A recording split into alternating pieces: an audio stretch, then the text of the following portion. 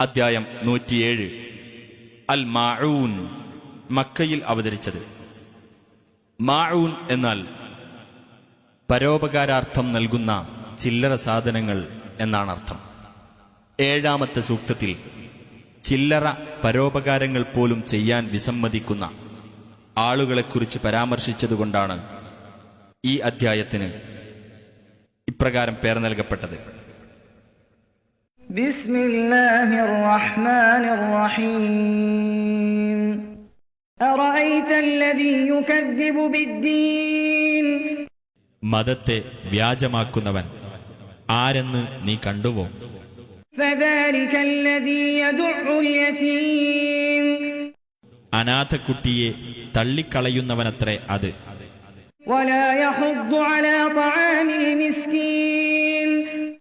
പാവപ്പെട്ടവന്റെ ഭക്ഷണത്തിന്റെ കാര്യത്തിൽ പ്രോത്സാഹനം നടത്താതിരിക്കുകയും ചെയ്യുന്നവൻ. ഫവൈലുൽ ലിൽമുസല്ലീന അല്ലദീന ഹും അൻ സ്വലാത്തിഹിം സാഹൂൻ. എന്നാൽ നമസ്കാരക്കാർക്കാകുന്നു നാശം, തങ്ങളുടെ നമസ്കാരത്തെപ്പറ്റി ശ്രദ്ധയില്ലാത്തവരായ.